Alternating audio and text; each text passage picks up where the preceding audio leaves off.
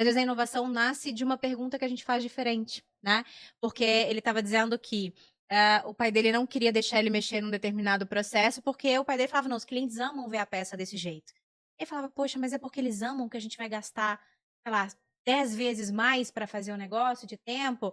E ele não contente, ele foi lá no cliente, perguntou, cliente, você gosta de ver a peça desse jeito aqui, que era o jeito que o pai dele falava que gostava? O cliente, gosto de ver. Ele falou, putz, então como é que eu vou mudar isso aqui se um tá dizendo que sim, o outro também tá dizendo que sim? Aí ele mudou a pergunta para o cliente, falou, e se fosse dessa maneira e isso pudesse te trazer mais agilidade, seria melhor? Aí o cliente esqueceu completamente a beleza de ver a peça, porque ele viu o valor, porque aquilo agregaria muito mais tempo de produção na entrega dele naquele determinado segmento. Aí o cliente falou: não, eu prefiro, porque eu ganho 2 semanas aqui e isso vai me gerar uma maior rentabilidade.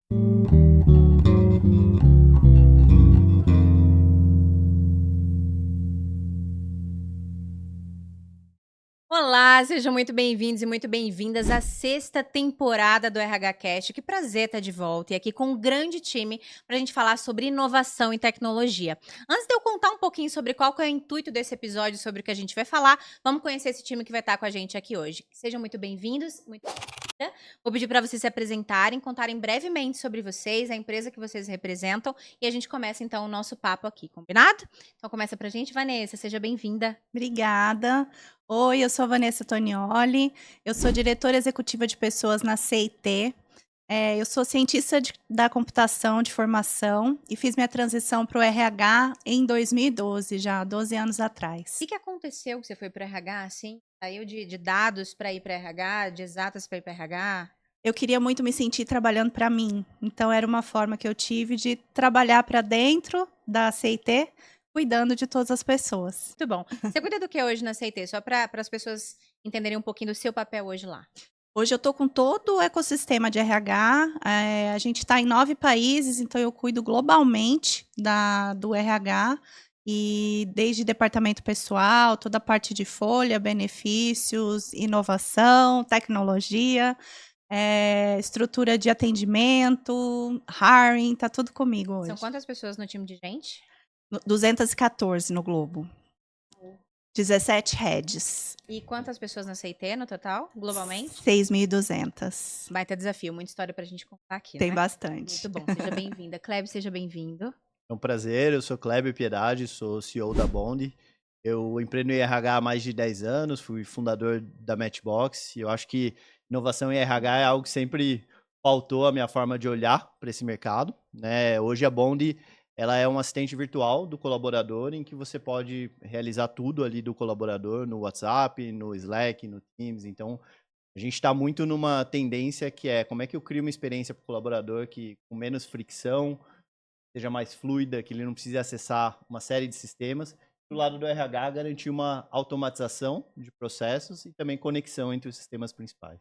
Você acha que o RH está preparado para esse tipo de tecnologia, para esse tipo de solução? Como é que você olha para as empresas, para os RHs, eles aderindo ou não a esse tipo de solução hoje? Eu acredito que esse é o futuro, porque a gente passou por um primeiro processo de transformação digital no RH, em que a gente trouxe alguns sistemas, e hoje quando a gente conversa com profissionais de RH, a gente vê que a gente tem uma quantidade de sistemas muito grande, desconectadas, né? Não estamos conseguindo ter dado, e o nosso colaborador está com uma experiência extremamente fracionada. Então a gente trazer essa experiência de forma mais intuitiva, fluida, para o colaborador é urgente e é super essencial. E a gente vai falar disso aqui, inclusive, né? Sobre essa desconexão de tecnologia, de produtos de RH e o quanto que isso vai bagunçando ali essa jornada. Obrigada. Diego, seja muito bem-vindo novamente. Obrigada pelo seu tempo. Conta pra gente sua história. Obrigado, Mas é só 1 minuto Jéssica. e meio, tá? Não é toda a história, não. não. Contar tudo? Não, só 1 minuto. Obrigado, Jéssica. Vanessa, Kleber, muito bom estar aqui com vocês. Pessoal, sou Diego Rondon, empreendedor há mais de 20 anos. Já fiz empresa, já vendi, já fiz empresa, já quebrei também. Uma história aí boa para contar. Me juntei a essa jornada aqui porque eu acredito muito no RH. Há mais de 12 anos eu atuo junto com o RH ou no próprio RH, já fui também RH dentro das empresas. Atualmente, cofundador da Evolve One, que é um grupo focado em RH, focado em apoiar o RH em consultoria. Também cofundador da Founders Choice. Founders Choice é um caso à parte. minha paixão aí em investimentos em startups, invisto em startups há aproximadamente 7 anos. Já passaram pelo nosso crivo de investimento aqui aproximadamente 40 startups, 18 investimentos diretos. Temos ainda investidas que estão indo muito bem, por sinal. E dentro desse ecossistema, a gente tem investidas também em RH. E estou aqui para colaborar, para fazer essa discussão mais produtiva. Muito bom. Inclusive, você acredita muito na transformação do RH, né, Diego? Porque você patrocina o RH Cash também. Ao lado de iFood Benefícios, ao lado de Zen Club. Muito obrigada, viu? Aliás, o patrocínio de peso aqui, acredito muito no RHCast como uma das ferramentas para transmitir conhecimento. Muito bom. Então vamos transmitir um bom conhecimento aqui no nosso episódio de hoje. A gente vai falar, como eu trouxe ali no começo, né, sobre inovação e tecnologia e qual que é a lógica que eu quero imprimir aqui para esse papo, né? Então a gente vai trazer. Tem uma linha de raciocínio sobre tecnologia que eu acredito muito, é que o RH ele foi imerso nas oportunidades de consumir tecnologia dentro do RH, mas ele ainda não tem total ciência de como arquitetar isso, né? Então, como saber qual tecnologia eu vou contratar, qual que é o melhor momento, qual que é o retorno desse investimento, é o momento agora, não é o momento, qual o problema que eu vou resolver, como é que eu convenço a alta liderança, por exemplo, que esse investimento é importante, que ele vai trazer rentabilidade, sustentabilidade para o negócio. Então, são questões que a gente ainda está tateando dentro do RH e não dá conta de responder. E para responder isso, eu trouxe vocês, então a gente vai falar um pouco sobre isso e sobre inovação. E para a gente começar, Diego, eu queria te ouvir. A gente até deu algum spoiler, falou um pouquinho aqui no começo, sobre o RH conseguir aderir a todas essas tecnologias que a gente tem hoje no mercado. O quão distante você acha que a gente está entre o que está nascendo, o que está ficando disponível para o RH e o que realmente está sendo usado? Sabe, Jé, a gente enxerga o RH, no final das contas, como uma área que abraça muito as pessoas. Só que para a gente abraçar as pessoas hoje em dia, a gente precisa sim ter dados, a gente precisa ter informação e a gente precisa acelerar a vida das pessoas, ajudá-las a melhorar a sua performance. Uma das coisas que eu enxergo é que o RH, para a gente, inclusive eu faço parte de conselho e muitas vezes converso com o RH através do conselho. O RH tem muita dificuldade em conseguir vender o resultado, o retorno das ferramentas quando ele quer algum investimento.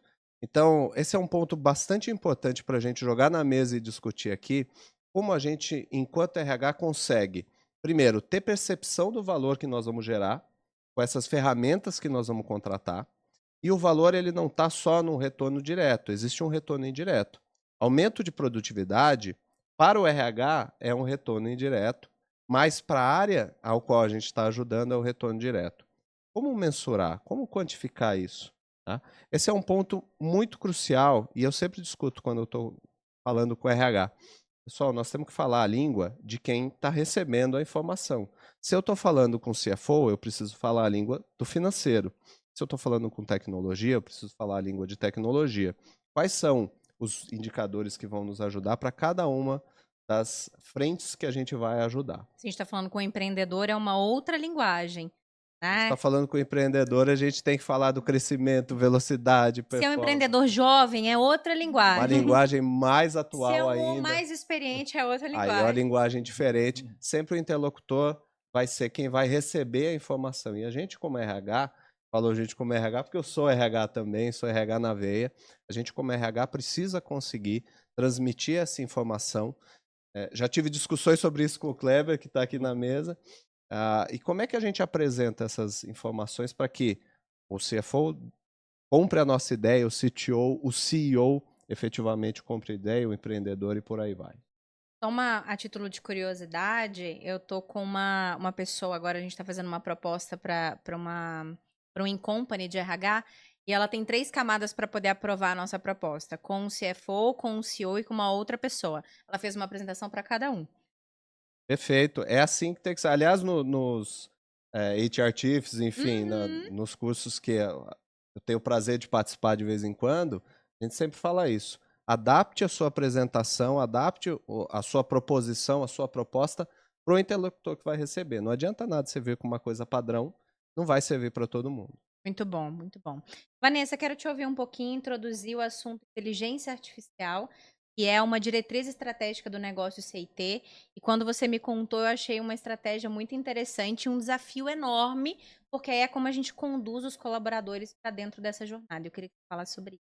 Exatamente, a gente está em fase de adoção de IA internamente. Para o negócio todo, né? Não só RH. Todo. Na verdade, não é nem só o business, porque hoje está em cima do business, né? A gente está colocando aceleradores para aumentar a performance dos desenvolvedores. Então, para que eles possam codar mais rápido, desenvolver mais rápido e a gente possa entregar mais rápido para os nossos clientes. A CIT é uma empresa B2B, né? E nessa hora que a gente tomou essa decisão de trazer a IA para dentro do dia a dia das pessoas desenvolvedoras, o nosso CEO falou, não, mas o pessoal do backstaging, que é o negócio da CIT, não pode ficar de fora. Então, a gente criou o slogan, né, Scienteer Powered by AI, e agora a gente está criando instâncias desse produto que hoje é utilizado pelos desenvolvedores para serem utilizadas pelas estruturas de back-office. Então, por RH, por contabilidade, compras, o próprio TI. Então, a gente tem uma iniciativa bem interessante. E a adoção de uma tecnologia nova que não é uma modinha, a gente sabe, né? Teve outras aí que vieram, foram embora rapidinho, mas a IA a gente tem clareza que não é algo que é moda, é algo que só vai crescer e habilitar a gente a conseguir entregar mais e diferente. E o medo das pessoas de receber isso agora na vida delas, né? O que isso significa? Eu vou perder meu emprego? Eu Isso vou... é um medo real, então. É um medo real. Sobre isso no mercado, mas isso é um medo real quando você está dentro da... É um medo real e ele é um medo que permeia todas as camadas, né? A gente não está no momento em que a liderança está segura de que aquilo também veio para ajudá-la, ela também está com medo, né? O middle management também está experimentando. E muitas vezes, quando a pessoa colaboradora vem até essa liderança, fala, e aí, o que vai acontecer comigo? A liderança, em algumas vezes, não sabe responder. Nem para ela mesma. Nem para ela mesma, exatamente. Então, é algo, a gente já vê uma mudança de comportamento do próprio mercado, como é que ele compra essa tecnologia, que tipo de perfis ele está comprando, o que ele está buscando. Então, essa necessidade de fazer reskilling, de fazer upskilling, está cada vez mais evidente, especialmente falando dentro da CIT, que é o contexto que eu conheço e estou inserida, né? Pode ficar à vontade. Eu acho que trazendo um pouco para a realidade do RH, né? O RH, ele teve essa interação com a inteligência artificial, ele passou a usar o ChatGPT no dia a dia dele, mas ainda tem muito um questionamento de como trazer isso para o RH efetivamente. Então, a forma que a gente tem ajudado alguns clientes e que eu entendo que faz muito sentido é você usar esse modelo de ChatGPT para você garantir que todo o conhecimento que existe na companhia esteja disponível para os seus colaboradores na palma da mão. Então, assim, hoje, né, você pensar, o ChatGPT, ele reuniu o conhecimento do mundo e eu consigo perguntar qualquer coisa e ele responde, mas em que situação que eu consigo fazer a mesma coisa com o conhecimento da empresa? Em qual situação? Te pergunto, em qual situação? Imagina a quantidade de políticas, de documentos, solicitações que tem dentro da sua empresa. Você consegue trazer para uma inteligência artificial consumir e quando alguém perguntar como é que é a política de compras, como é que é a política de viagens, você tem essa resposta. Então, assim, você não precisa, por exemplo, no onboarding passar horas explicando as políticas. Se você consegue que o colaborador tenha acesso a isso na palma da mão, de uma forma conveniente. Então, acho que esse é um uso de inteligência artificial que a gente vê que tem um baita potencial para destravar produtividade, para se tornar como se fosse um concierge do colaborador, para que ajude ele a achar qualquer informação que ele precise para realizar o trabalho. Tem uma pesquisa que mostra que um colaborador ele gasta, em média, 9,3 horas por semana buscando informação para realizar o trabalho dele. A gente consegue facilitar isso com o IA, a gente consegue gerar mais produtividade e, consequentemente, entregar mais resultado. No final das contas, até entendendo um pouco do modelo e depois quero explorar mais, ouvir mais da Vanessa do que a CIT está fazendo, a inteligência artificial ela vai transformar a forma com que a gente vive, a forma com que a gente trabalha, tal qual a internet fez isso de 95 a 2002. Né? E a gente tinha muito medo de 95 a 2002, chegava aquela coisa nova e agora, recrutamento e seleção, lá atrás, a gente recebia currículo no fax. Não sou dessa época. Não, Nem você lembro, é muito né? mais nova Nem que lembro. isso, claro. É, A gente nem... é. Mas como é que a gente faz, então, com a internet? E a inteligência artificial, ela vai para o mesmo caminho. Ela vai entregar para a gente um novo modelo. Por isso que o RH é protagonista, e eu defendo essa tese de que o RH tem que ser esse protagonista. Quando a gente, como RH, entende todas as necessidades, capacidades, e a gente consegue acelerar a performance de cada uma das áreas, por isso que eu fiquei muito curioso com essa implementação da CIT, a gente consegue, de fato, ser o protagonista nessa transição. Inteligência artificial não é sobre tecnologia apenas. Inteligência artificial no trabalho, no dia a dia, é sobre performance, incremento, crescimento, Produtividade. produtividade. Você traz a ideia de ser um framework de trabalho, né? Um novo modelo de trabalho que tenha a inteligência artificial no meio, né? Exatamente, Nessa como linha. ferramenta e não... A inteligência artificial não é fim, ela é meio, né, Kleber? A Uhum. gente tem isso muito claro quando a gente traz para o RH, por exemplo, pilotar esse tipo de ferramenta. Quero voltar aqui num ponto. Eu tenho um cuidado muito grande para falar de inteligência artificial em RH, porque eu não percebo que a gente está preparado o suficiente para poder lidar com esse assunto, dado que existem vários outros aspectos de tecnologia que a gente ainda tem muita dificuldade como RH em introduzir, em aderir, falar de dados, enfim. Eu acho que existem alguns caminhos que a gente tem que seguir para chegar nesse lugar. E eu gosto muito de quando a gente consegue trazer um case, consegue trazer alguma coisa para tangibilizar. Como que você tem introduzido dentro dessa diretriz, dessa IT como um todo, inteligência artificial dentro do RH? Como é que você tem letrado as pessoas para poder falar sobre esse assunto? Eu ia falar exatamente essa palavra, sobre letramento, né? A gente começou a criar toda a estrutura de People Analytics na CIT lá quando eu entrei no RH, lá em 2012. A gente começou a organizar, a TI muito presente, tomou as decisões de como organizar as informações. Naquele momento, a gente tomou a decisão de colocar os dados de pessoas separados dos dados financeiros, e porque os financeiros já estavam rodando, né? Resultado, aí você vai mexer com quem está quieto, é melhor a gente mexer aqui do lado de cá. A gente nem sabe se esse negócio aí de RH vai funcionar, né? Então a gente toma essa decisão e ao longo do tempo a gente vem amadurecendo. Então a gente precisou letrar demais as pessoas, né? Eu me lembro de 2012, a gente ter dificuldade com planilha, de fazer um VLOOKUP numa planilha, porque era muito tradicional, mesmo estando dentro de uma empresa de tecnologia, né? As coisas eram muito apartadas. E a gente veio evoluindo. Quando foi há 2 anos atrás, a gente sentou e falou, gente, não dá mais para ter dados de pessoas e de financeiro separado. A gente tinha muita dificuldade para juntar, porque ia muito esforço. Então, o que a gente fez? A gente desenhou uma arquitetura nova da informação. Então, hoje, a gente centraliza os dados num data lake enorme, a gente tem tudo lá dentro, e a gente pode, inclusive, conectar bancos de dados de fora. Então, se eu tenho um fornecedor de pesquisa pulso, por exemplo, eu consigo conectar essas pesquisas no meu banco, consigo fazer interação, dados, gerar dashboards em cima desse tipo de tecnologia. Eu consigo juntar com planilha. Às vezes eu fiz um form, uma pesquisa de alguma coisa, num form do Google, e eu consigo juntar esses dados dentro das minhas seleções, os meus dashboards, das necessidades que eu tenho quanto business. Então, isso acaba ajudando a gente demais no dia a dia. Eu costumo falar muito, né? O Kleber comentou, a gente tem muita fonte de dados diferente, a gente tem muito sistema diferente. A gente CIT ou a gente RH? Porque a gente, como RH, tem muito, né? A gente RH e a gente CIT também. Eu acho que a gente está no padrão. Mas o mais legal disso, eu me incomodo menos com da onde vem a informação. Eu me incomodo da forma que ela pode ser colocada dentro desse data lake e como é que eu processo esse dado. Para mim, o diferencial está exatamente nesse ponto, né? E você falou da aplicação, né, de um chatbot. Hoje a gente tem um chatbot que ele faz, inclusive, mensageria ativa. A gente tem um canal bem legal.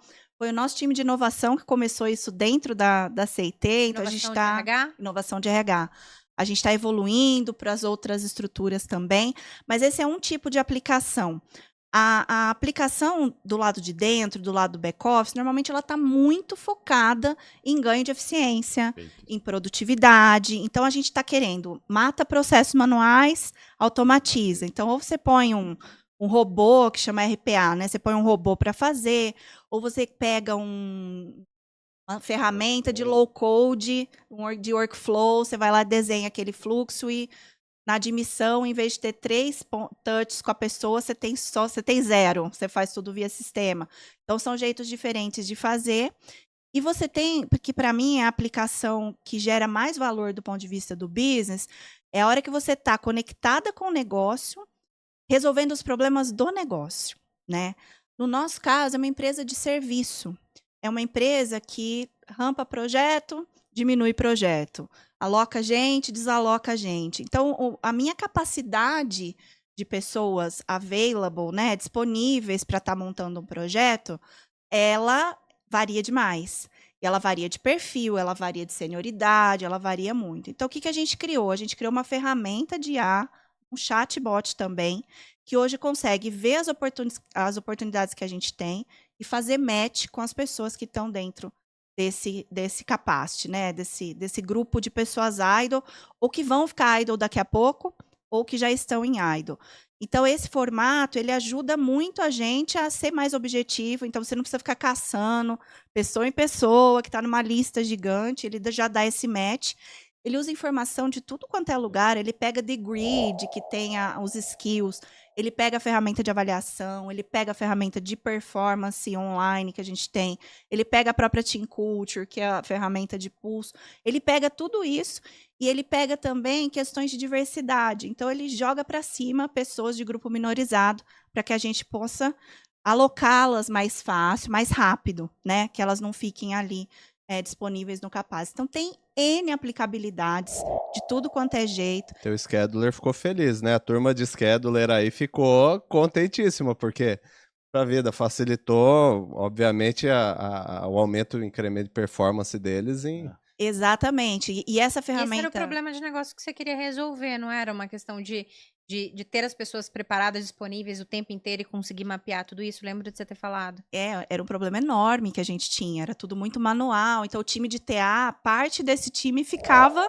fazendo match com vaga. Agora não, a gente tem tudo internamente, a gente consegue tratar esses dados e conseguir os matches mais rápido. E aí segue todo o fluxo de maneira leve, né? Mas é uma aplicação, né, que a gente viu que fazia sentido. Nessa ferramenta, a gente não tem o match ainda e não tem você não salva a pessoa ali, você não guarda ela para você. Uhum. Você pesquisa, então imagina, eu estou fazendo uma pré-venda. Eu preciso ver se eu consigo rampar um time daqui 15 dias. Um time que tem um Scrum Master, um arquiteto e 5 desenvolvedores Java de senioridade diferente. Eu consigo perguntar para ela em linguagem generativa. Eu pergunto, e aí? Eu preciso de um time que tem um Scrum Master assim, assim, assim. Então, eu prompto para ela, né? Eu faço o prompt que eu preciso. Ela fala para mim, ó, você consegue sim, só que você só tem 4 desenvolvedores. Você vai precisar trazer um do mercado. E aí a gente consegue ir para o sistema de matching interno. E aí sim reservar as pessoas e fazer todo o processo. Tem 2 pontos que, assim, é encantador quando a gente pensa nesse cenário, né? É muito legal. Eu acho que tem 2 pontos que eu queria deixar como dica para a audiência, né? O primeiro é entender qual problema de negócio você quer resolver, né? A gente estava numa discussão muito forte essa semana porque o Workplace comunicou que vai encerrar as operações. A galera tá em então, pânico, a galera né? tá assim, eu preciso mudar de ferramenta. Mas assim, qual é o problema de negócio que você quer resolver? Calma, Qual é a gente. experiência que você quer Exato, entregar para o seu calma. colaborador, né? Tipo, o Workplace, teoricamente, é uma ferramenta de engajamento de colaboradores, mas quando você olha índices de engajamento de colaboradores, nunca esteve tão baixo. Uhum. Então, assim, como é que você faz a informação chegar na ponta? Tem uma série de desafios de negócio. Se o RH não fizer essas perguntas, ele vai acabar migrando para uma outra ferramenta e gerando, de alguma forma, um descontentamento, tá? Eu já estou fazendo POC exatamente disso. Olha lá. E eu acho que um outro ponto que é importante também, né? Quando a gente fala de a maioria das empresas, talvez não esteja nesse nível de sofisticação, né? Mas toda empresa tem desafio de eficiência, né? Então, assim, hoje tem uma pesquisa de Gartner que mostra que 50% do RH ele perde com tarefas repetitivas. poderiam ser automatizadas, 50%. Então, assim, a forma da gente conseguir que o RH ocupe um papel estratégico é liberando ele da tarefa operacional. Quanto tempo seu RH perde atendendo o colaborador, respondendo as mesmas dúvidas, processando documentos como atestado, currículo, esse tipo de coisa? Então, a partir do momento que você entende essas dores de negócio e vê que você está com um ralo de tempo ali que está sendo perdido, você consegue pensar em formas de otimizar e usar ferramentas, né, que já estão disponíveis com inteligência artificial para trazer mais eficiência para esses processos. Isso faz tanto sentido, Kleber, que nas nossas investidas, por exemplo, boa parte delas, quando vai estruturar um RH, qual é a primeira coisa que elas colocam? Fala, Vanessa, o que você acha dentro do RH? Departamento pessoal, folha. Folha e Exato. benefícios. Folha e benefícios. RH, claro que é. É estratégico pra caramba. Faz diferença na empresa, sem dúvida. Só que se você tem um RH, você começa com a folha, e aí você tem uma pessoa para 70, 80, às vezes 100 pessoas. Depois você vai lá e coloca recrutamento e seleção, é o segundo passo. Todo mundo coloca lá do RH, fala assim, agora você tem que me ajudar, vamos contratar 10, 15, 20 devs. O RH está fazendo folha, está cuidando de benefício, começam a surgir outros problemas, e aí começa a fazer recrutamento e seleção. Sobrecarrega o RH com tanta coisa para fazer, sem ferramenta, porque no começo não tem ferramenta, como é que a gente faz para a vida do RH ficar mais simplificada? Então, uma das coisas que a gente costuma fazer, eu faço com as investidas. Inclusive, estou fazendo isso agora. Eu entro, ajudo a assumir uma das frentes do RH, desenvolve, põe processo, dá estrutura, entrega pronto. Aí o pessoal vai falar, nossa, mas agora... Não, o RH tem capacidade, tem competência de fazer. Porque não dá para a gente sobrecarregar e deixar tudo só para o RH. Esse é um dos grandes problemas que a gente consegue ver. E aí, Vanessa, como é que a gente transfere toda essa estrutura, toda essa inteligência? Acho que dá para fazer isso numa estrutura menor, num espaço menor de quantidade de gente? Eu acho que dá, porque a gente tem a escassez, ela é presente, né, na estrutura de RH, não Com é? certeza. Não tem empresa muito rica não no RH, a gente está sempre dando um jeito, né? Usando recursos internos, inclusive, como você já me contou. Exatamente, assim, a gente tem uma estrutura interna que a gente criou um ecossistema de inovação. Então, dentro desse data lake que a gente criou nível de permissionamento, compliance, e a gente criou um ambiente inner sourcing, e todas as fontes de coisas internas feitas dentro da CIT estão lá. Então, qualquer pessoa pode entrar, corrigir um bug, pode colocar feature nova, pode fazer de tudo. Como Olha eu tenho... a exponencialidade da solução. Eu tenho 5 mil devs, né? 5 mil devs, você tem 5 mil potenciais RHs para ajudar também. Exatamente. Então, isso é muito poderoso, porque a pessoa também vê que o que ela fez está sendo usado pela própria CIT. Então, é super interessante. A gente tem gente mega engajada com as nossas ações, né? Com as coisas que a gente faz. Eles gostam demais de ver experiência nova e eles gostam de ser ouvidos. Então, é um ambiente perfeito, né? Falar, você quer fazer isso? Vem cá, vem ajudar que a gente topa, a gente faz junto, né? E aí, falando um pouquinho do que você falou, né? A gente estava falando um pouco de sobrecarga, de RHs muito cheio de coisas. Sabe que eu estou vendo um fenômeno acontecer dentro da CIT que eu não tinha me ligado que isso poderia acontecer. Mas acho que as áreas de back-office, elas estão tão sobrecarregadas, elas estão tão cheias de coisas para fazer, que a adoção dessa ferramenta interna está maior no RH do que na operação, do que no business. Peguei esse número hoje. A gente está com business com 17% de adoção das pessoas, e o RH está com 22%. Então, é interessante, né? A gente tem meta de terminar o ano com 66% de adoção das ferramentas de IA. Então, assim, parece que o pessoal está com mais sede de achar essas soluções, achar essa produtividade para liberar um pouco de banda mental para a gente conseguir fazer coisas que demandam mais capital intelectual, que a gente possa pensar mais e que não fiquem coisas tão repetitivas, tão automáticas, né, que a gente tem que ficar fazendo. Mas eu percebo o público de RH, os profissionais de RH de empresas de tecnologia tendo uma aderência maior e uma sede maior por eliminar a operação e entrar mais no estratégico. Então, quando eu vejo bons cases de RH, está sempre associado a RHs que vieram de tecnologia, e na grande maioria que estão em tecnologia, e na grande maioria profissionais que não são da natureza RH. Então, são pessoas que vieram de outras áreas e sentaram nessa cadeira, como foi o seu caso, por exemplo, pensando nessa forma, né, nessa estrutura. Kleber, eu queria voltar num ponto que você trouxe, que eu achei muito interessante, e eu queria jogar isso na mesa para a gente tentar direcionar e ajudar um pouco o RH nesse sentido. Quando você fala assim, Jéssica, tem uma infinidade de possibilidades de automação, de uso de tecnologia para a gente eliminar um pouco desse tempo que a gente gasta fazendo coisas manuais. Quais dicas você consegue dar, você pode trazer para a gente, de como identificar que o que eu estou fazendo pode existir uma potencial solução, seja de automação, de plataforma, enfim. Porque eu, Jéssica, por exemplo, eu sou uma pessoa meio incomodada com isso. Quando eu vejo que eu tô gastando tempo demais com uma coisa, eu falo, gente, não tem outro jeito de fazer isso aqui, não.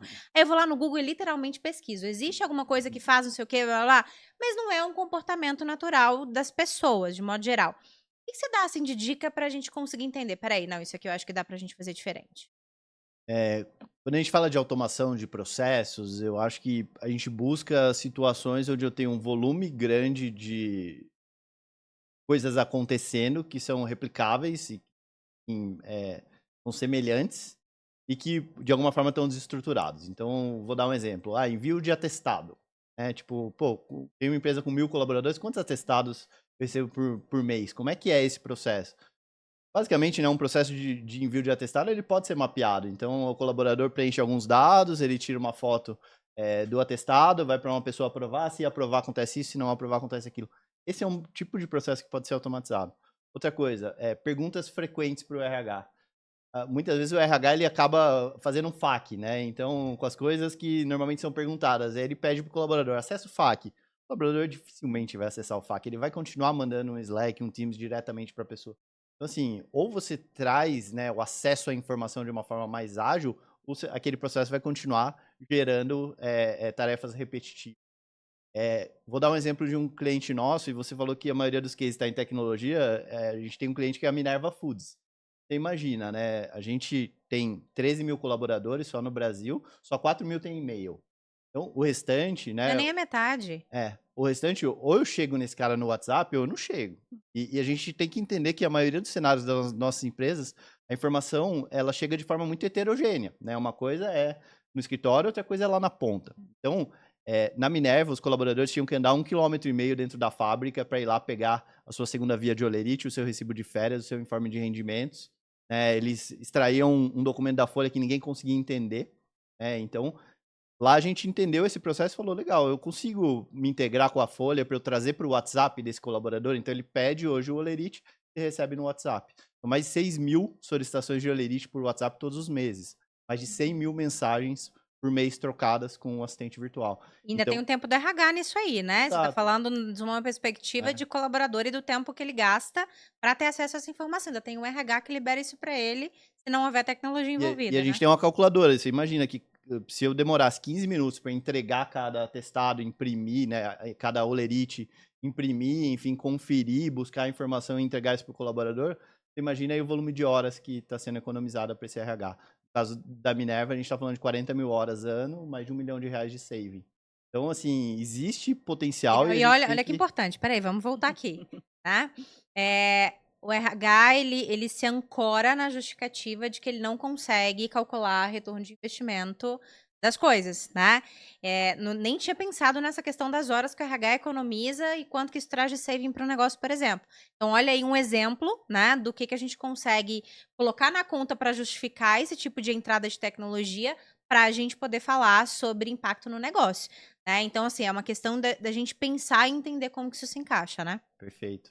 A ideia é que realmente, né, você quantificando em horas, né, você entende qual o trabalho que seria necessário, consequentemente, headcount, você consegue precificar isso. Então, assim, a conversa com o CFO, com a alta liderança, ela tem que ser uma conversa de impacto no negócio. Então, quanto de tempo a gente vai economizar, né? Como é que a gente vai conseguir ter esses processos automatizados? Quais são as métricas que a gente vai buscar? Então, por exemplo, né, a gente tem um cliente que a gente colocou em contrato redução de 70% dos tickets abertos por colaboradores, né? Então, isso dá para você trazer como métrica, né? NPS do seu colaborador, aumento. Então, assim, existem formas da gente conseguir ter uma conversa de negócios e mostrar o valor que o RH pode trazer e como isso pode influenciar em produtividade, em engajamento e assim. A gente está falando de um tema aqui. Bom, primeiro, o Kleber ele está acostumado a falar com o investidor, faz um bom pitch. Para ele, essa leitura é uma leitura até que natural. Um dos temas, e a Vanessa citou aqui, que o RH muitas vezes acaba não aprendendo, é o tema de People Analytics.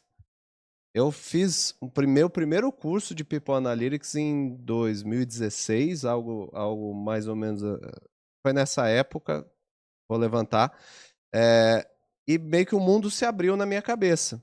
Porque quando você consegue cruzar os dados, por exemplo, de absenteísmo, você falou ali do atestado, versus algum outro indicador, seja do que a gente está oferecendo, em algum caso a empresa tem a alimentação na fábrica, quando a gente está falando de uma indústria. Aí você tem um tipo de alimento com absenteísmo no dia seguinte, você começa a fazer cruzamentos inteligentes e você vai aprender a fazer isso com o People Analytics. Então esse tema ele é um tema base, um tema crucial. Quando a Vanessa citou, eu já fiz o gancho e a fala do Kleber está totalmente baseada nisso. Como é que eu gero o retorno através das horas que eu deixei de gastar ou despender à toa, tá?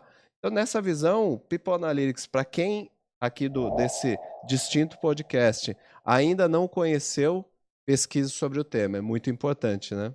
Muito bom. A gente está caminhando para o nosso final. Tem algumas perguntas que eu ainda quero fazer, quero ouvir Mas de vocês. já? Nem Mas começamos. já, gente, Estamos você esquentando. acredita? Pois é. Mas não tem problema, viu? Assim, eu sei que tá um assunto denso, tem muita coisa que a gente precisa discutir ainda, muita coisa que já foi discutido, mas eu quero fazer um combinado com você que está ouvindo a gente. Eu me comprometo a fazer um material ali com os principais pontos que estão sendo discutidos aqui e deixar disponível para vocês lá no Acrescenta, que é o Hub de Conteúdos, que é o hub de conteúdos mais completo do Brasil para conteúdos de RH, que é feito pela iFood Benefícios. Então, já sabe que é negócio de qualidade, né? Vai vir um material bem legal para vocês com os principais tópicos que a gente está discutindo aqui.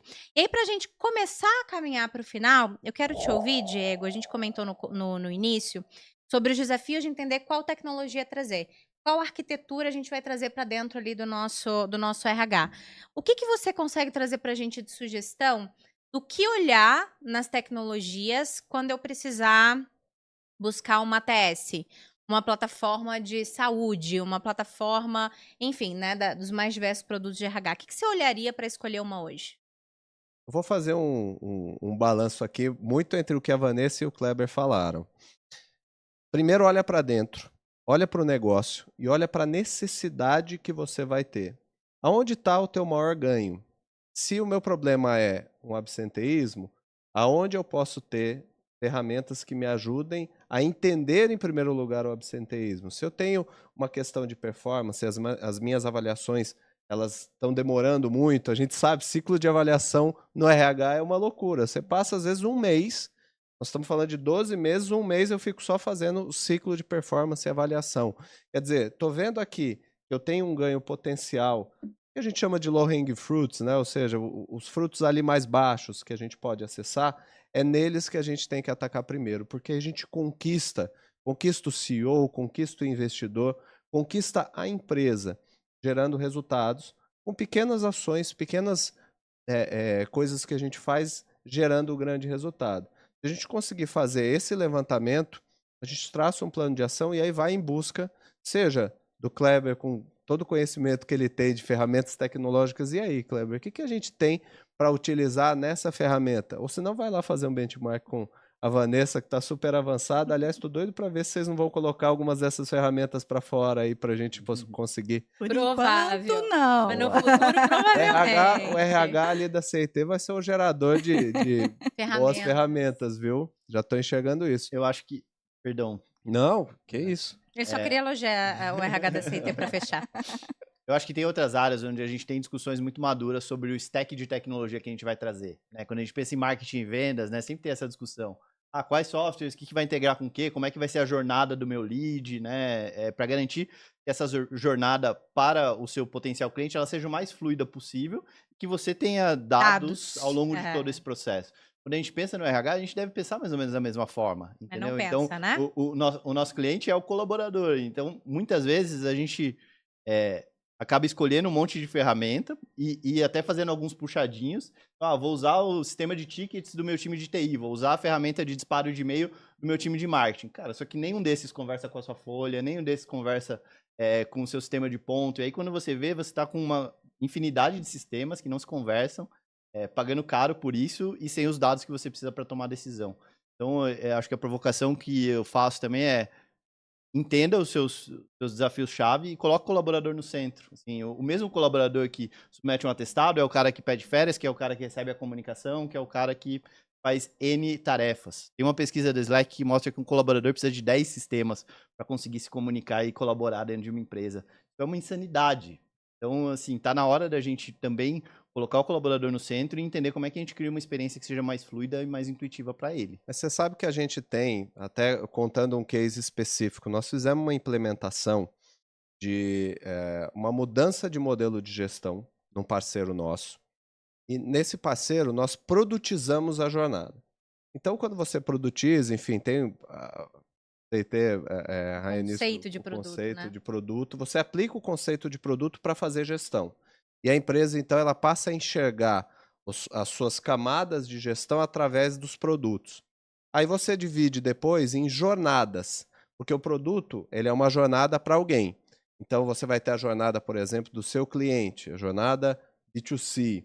Você vai ter a jornada dos seus parceiros, uma jornada B2B. E aí, quando a gente estava implementando, nós fizemos 3 jornadas. Então, ficou 3 jornadas, B2C, B2B e a jornada da equipe, do colaborador, da equipe interna. Mas para que isso? Não precisa. Não precisa? A empresa não está conseguindo se comunicar. A empresa, entre ela, não sabe quem faz o quê. A jornada do colaborador, ela serve justamente para fazer isso que o Kleber comentou. Fazer com que o profissional lá dentro saiba como navegar e o que fazer para atingir a sua melhor performance. Então, eu tenho uma necessidade específica, com quem eu vou falar? Não sei. Quando a gente implementa uma jornada de colaborador, todo mundo passa a conhecer a empresa como um todo. É a terceira vez que a gente implementa a jornada do colaborador, jornada da equipe interna, os nomes bonitinhos que a gente coloca, e os resultados são fantásticos. A partir de um mês e meio depois da implementação, a empresa muda de cara. A gente teve um caso que a empresa mudou os valores, porque eles começaram a se comunicar internamente, criaram uma aglutinação e uma cola tão mais forte. Isso acabou transitando de dentro para fora. A empresa cresceu muito. Uma delas, a primeira que a gente fez isso, acabou sendo vendida depois, enfim, para um grupo gigantesco e por aí vai. Muito bom. Muito bom. Como é que vocês escolhem lá a tecnologia na CIT? Eu queria adicionar, que eu acho que tudo que vocês trouxeram é essencial, mas acho que a gente chega nesse lugar na hora que a gente está um pouco mais pronto. Eu já vi algumas coisas e tal. Eu queria incentivar quem está assistindo, quem está ouvindo a gente, testa, experimenta coisas, né? E no começo da experimentação, gente, é no arame, é numa planilha Excel que puxa, faz um script no Google e tal, e vê se isso vai resolver de fato o problema que você tem, né? Para a gente inovar, a gente não pode sair de partida com, nossa, eu preciso de um investimento de 100 mil, preciso de um investimento de 1 milhão. Porque grande chance do board olhar para você e falar, obrigado, volta aí depois, né? Né? Ou não. E se a gente parte de um teste que consegue, dentro dessa fatia, provar o potencial valor daquilo em escala, é muito mais fácil você construir um business case que te leve a ter grana, investimento da empresa para comprar uma ferramenta maior que atende aquele conjunto de requisitos. E aí eu acho que é menos sobre a tecnologia em si, né? Um princípio que eu tenho dentro da CIT faz no mercado? Tem ferramenta no mercado? Eu vou comprar, eu não vou desenvolver dentro. Agora, o que é core do meu business, que me diferencia do ponto de vista de talento, então vai aumentar minha capacidade de retenção, a minha velocidade de alocação, ou a minha capacidade de hiring, aí eu faço dentro de casa. Então, esse é É minha Pagando, dica aí. né? E uma coisa que eu acabei fazendo também lá, a gente fez, parte do time da TI que nos atendia, que ficava lá do lado de lá do muro, sabe quando a TI está lá do lado de lá do muro? A gente trouxe para dentro de People. Então, os value streams que atendem pessoas que têm os produtos nossos de RH, que moram nesses value streams, são produtos que têm desde dashboards até as ferramentas externas, eles são dados manutenções por time de tecnologia que estão dentro do próprio value stream. Isso facilita demais, gente, porque a priorização acontece ali, a decisão de negócio do que fazer ou do que não fazer, e esse time de tecnologia está plugado com essa demanda de negócio. Então, você tira um monte de conflito, impedimento, resistência, relacionamentos, às vezes, balançados. Você tira tudo isso da frente e bota todo mundo olhando para o mesmo lugar, mesmo que as soluções sejam no arame, né? Soluções iniciais que você vai fazer uns testes. Eu acho que essa forma, ela simplifica muito o jeito de fazer e, ao mesmo tempo, deixa muito mais poderoso a hora que você tiver que ir para uma mesa de discussão, defender budget, investimento, para que aquela iniciativa pare de pé na escala. Muito bom. Para a gente encerrar, eu quero ouvir de vocês o que para vocês é inovação. Nossa pauta aqui não é só tecnologia, é também inovação. E acho que a gente gourmetiza demais, né, o que é inovação e, no final das contas, a gente não está fazendo como deveria. Então, queria começar te ouvindo, Kleber. O que é inovação para você? Se tiver algum exemplo, ótimo também, tá? Para mim, eu acho que é resolver problemas reais de negócio. De forma diferente, no caso. De forma diferente. Então, a gente no RH, a gente pode beber muito da fonte de outras áreas que já passaram por um processo de transformação digital, de integração de sistemas. Então, eu acho que a gente tem que ter muito o nosso radar ligado, né, para áreas como experiência de cliente, experiência de paciente, por exemplo. Ah, eu preciso agendar aqui as minhas entrevistas, por exemplo. Pô, você já viu o sistema de agendamento para fazer exame, por exemplo? É um negócio que você pode usar e replicar dentro do seu RH. Eu acho que fazer essas analogias com outras áreas que já estão alguns passos na nossa frente é super útil. E a gente está num lugar aqui também, Jéssica, que tem um case muito legal de transformação, que é o iFood, né? Eles têm a Ali. A Ali, né, eles intitularam como o Posto Ipiranga do colaborador, né? Ou seja, quem é das antigas aí conhece a propaganda do Posto Ipiranga, onde você faz tudo no Posto Ipiranga, né? Então, eles trouxeram esse conceito lá e começaram com a Ali atendendo alguns serviços colaboradores. E hoje a Ali atende mais de 100 serviços, tem conexão com diversos sistemas, é praticamente o melhor amigo dos colaboradores do iFood. Então, é isso, é começar pequeno, é testar, é entender o problema de negócio que você quer resolver, e aí com isso ir criando case e ampliando. Muito bom. Diego, o que é inovação para você? Inovar, na minha visão, é você conseguir fazer melhor e diferente alguma coisa que você já fazia antes, não necessariamente reinventando a roda, tá? Eu me lembro, assim, para mim, case de inovação, eu me lembro de ir no Brás, mais novo, moleque, e tinha um cidadão lá que vendia pano para camisa. Ele tinha o formato de uma camisa, ele colocava o pano atrás. Aí quando ele falava assim, que pano você vai querer para camisa e tal? Ele mostrava, colocava aquilo atrás daquele formato de camisa, um vidro com formato de camisa, e eu achei aquilo incrível. Isso é uma baita inovação. Consegue tangibilizar o resultado, Tangibiliza o resultado da camisa e com certeza ele vendia muito mais pano do que qualquer um outro na rua ali. Então inovar, as pessoas acham que inovar envolve grandes esforços, muito dinheiro. E muitas vezes, a Vanessa disse muito bem aqui, muitas vezes você no arame você consegue fazer as coisas acontecerem. Isso é o grande valor da inovação. Inovação é quando você consegue tangibilizar, oferecer resultado, performance, através de coisas que acabam sendo simples, baratas e efetivas. Muito bom. E para você? Essa que o Diego está falando é a inovação incremental, né? E é onde é mais fácil a gente inovar no dia a dia. Você precisa ligar o radar, né? A partir do momento que você consegue avaliar o que você está fazendo e distinguir que aquilo ou é uma tarefa repetitiva, ou é uma tarefa manual, ou é uma tarefa necessária, às vezes investigativa, muitas vezes, né? Você tem ali um conjunto de comentários da Great Place to Work, por exemplo. Você rodou a pesquisa, você tem um comentário. Você pode usar uma ferramenta de IA para capturar sentimento, para te ajudar a fazer um sumário daquela situação. Você precisa perceber as oportunidades que você tem de fazer algo diferente, incrementalmente. É o que o Diego falou, você não precisa. Inovação não é o carro virar de ponta cabeça, que eu brinco, né? Tá nas coisas mais simples. Ela pode sim ser uma inovação disruptiva. Mas aí, uma inovação disruptiva, você vai ganhar dinheiro no mercado, você vai abrir sua startup, né? Não, você precisa ser inteligente o suficiente para você conseguir aplicar isso no dia a dia. As bolas ficam quicando na nossa frente o tempo inteiro. A gente precisa ficar esperto e chutar, que várias delas entram no gol. Muito bom. E eu quero encerrar essa pauta de inovação tentando contar uma história de Arthur Rufino, né? Porque vai ser a primeira vez que eu vou tentar contar. Ele contou isso várias vezes, já ouvi várias vezes, mas nesse final de semana ele contou de novo. Quando ele tem um livro, né? Que é Inovação para Não Inovadores. E aí ele fala como ele fez esse processo de inovar dentro de um segmento totalmente diferente, com vários desafios relacionados à sucessão familiar, falta de recurso e etc. E aí ele trouxe um ponto que eu acho que é muito importante, tem a ver com o que a Vanessa falou, foi o que me lembrou.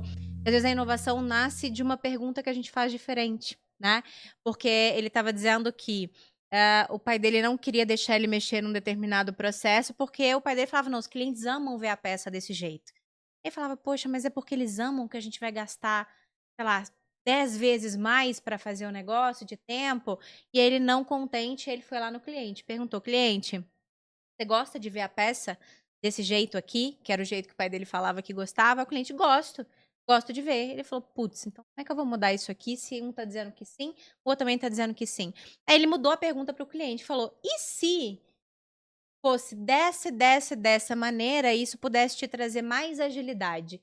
Seria melhor? Aí o cliente esqueceu completamente a beleza de ver a peça, porque ele viu o valor, porque aquilo agregaria muito mais tempo de produção na entrega dele naquele determinado segmento. Aí o cliente falou, não, eu prefiro, porque eu ganho 2 semanas aqui e isso vai me gerar uma maior rentabilidade. Ele conseguiu mudar um processo com uma pergunta que ele fez diferente. Então, a inovação, né, acho que assina embaixo em tudo que vocês trouxeram aqui, não necessariamente é algo mirabolante. Às vezes, fazendo uma pergunta diferente, a gente consegue mudar uma rota, mudar um negócio, enfim, mudar todas as coisas, né? Eu acho que a gente fecha bem essa pauta aqui. Quero muito agradecer vocês. Quero pedir para que vocês deixem uma mensagem bem rapidinha e final e como que as pessoas podem encontrar vocês nas redes sociais para continuar falando também aí, né? Não só para se conectar, mas para continuar aprendendo, né? Especialmente com o nosso case aqui. Foi um brilhante case, né? Que a Vanessa trouxe pra gente aqui. Como é que te encontra? Qual a sua mensagem final? Vocês podem me encontrar no LinkedIn, como Vanessa Tonioli mesmo. E a minha dica para vocês é bem curtinha, 3 palavrinhas. Seja a mudança. Boa. Kleber? Bom, Kleber Piedade com K, pode me adicionar no LinkedIn também para a gente trocar mais informações.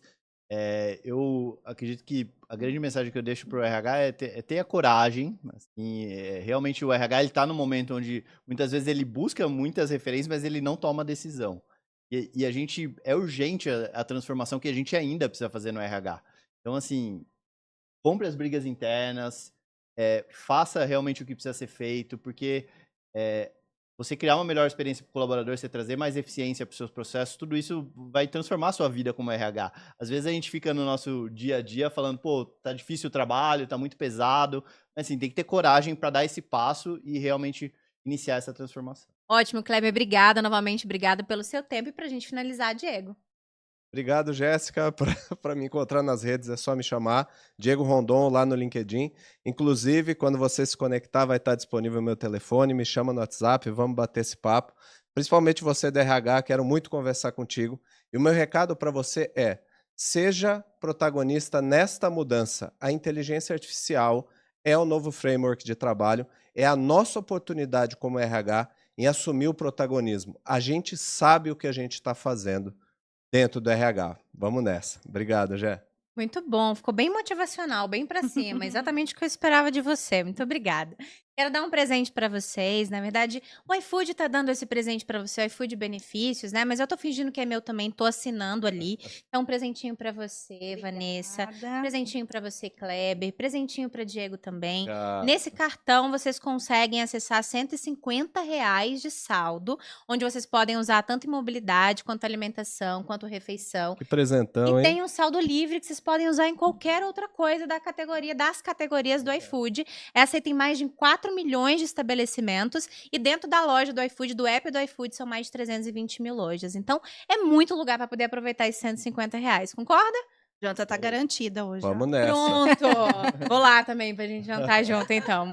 Pessoal, muito obrigada. Obrigada pelo tempo de vocês, por terem estado com a gente aqui até o final desse episódio. Espero que vocês tenham curtido. Como eu combinei lá no comecinho, né? Na verdade, no meio ali, mais ou menos, do nosso episódio, o resumo do que a gente tá falando aqui, os principais pontos e materiais complementares estarão lá no hub de conteúdos do iFood, que é o Acrescenta. Pra você que não pegou todos os principais inputs aqui, vai estar lá pra você rever. Se quiser rever o episódio também, tá tudo certo. Aproveito para te convidar para conhecer, além do iFood Benefícios, conhecer a Evolve On e conhecer também a Zen Club se você precisa de alguma solução de saúde emocional. Novamente, muito obrigada, super beijo e até a próxima. Tchau, tchau!